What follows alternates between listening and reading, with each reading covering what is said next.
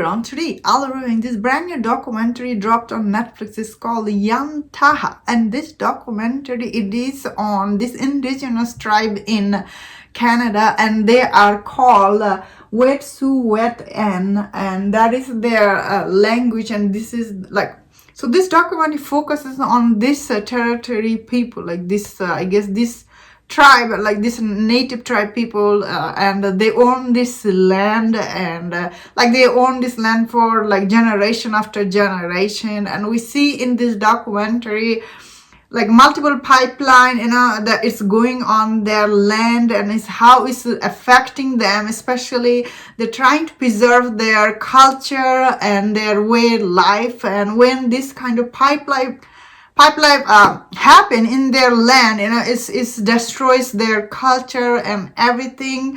That is this documentary is about. So I personally thought this documentary is beautifully made. Especially you see this documentary from their eyes, how they've been treated, and their right and everything. So I personally am familiar with this pipeline, like the fighting happening over there in that territory. I had heard this story so many times before, so personally I really enjoyed it because I learned a lot. I had no idea how deep this conflict is here.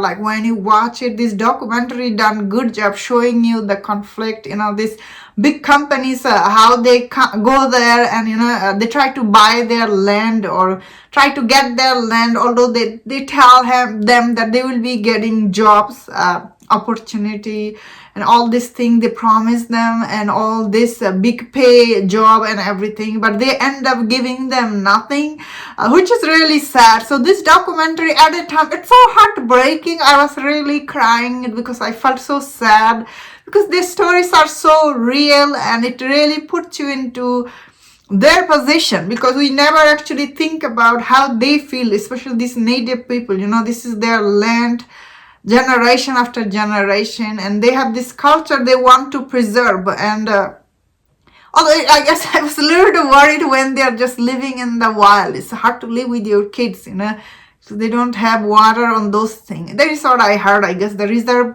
living is not as fun as seems. They have limited everything. So I mean, if I'm being honest here, so it's not always easy to live in this reserve.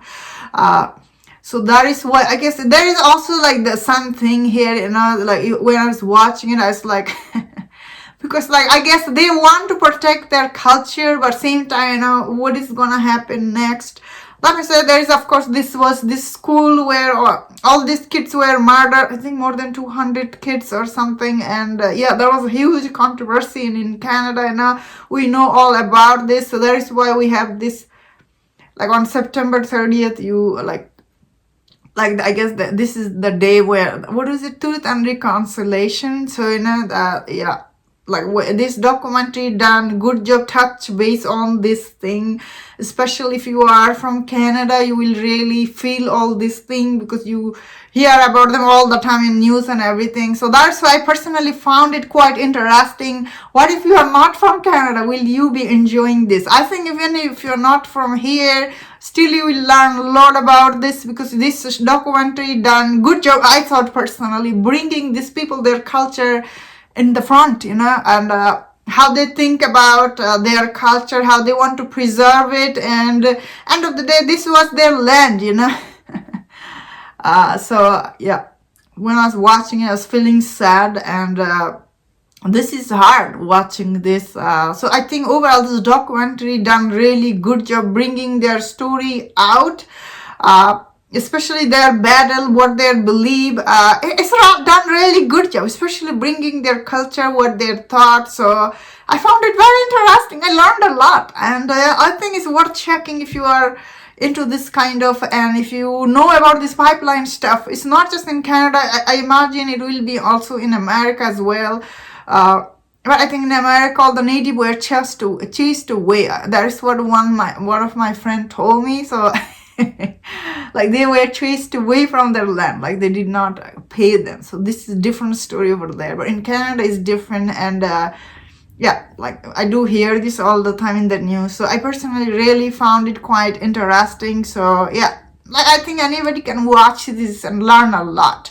And overall, this documentary is really put together very nicely. What I really liked is that how it shows you their side of story. Same time though, this documentary takes place all these remote places. Like, it's really beautiful, you know, when you watch it you realize how beautiful Canada is, which it is truly one of the most beautiful country. And this documentary done good job showing you some of that part. So it's not just the story you are watching. I think overall it's also very beautifully shot location, and it's very tasteful documentary, I thought. And that's my thought on this. Let me know in the comment, what do you think about this documentary?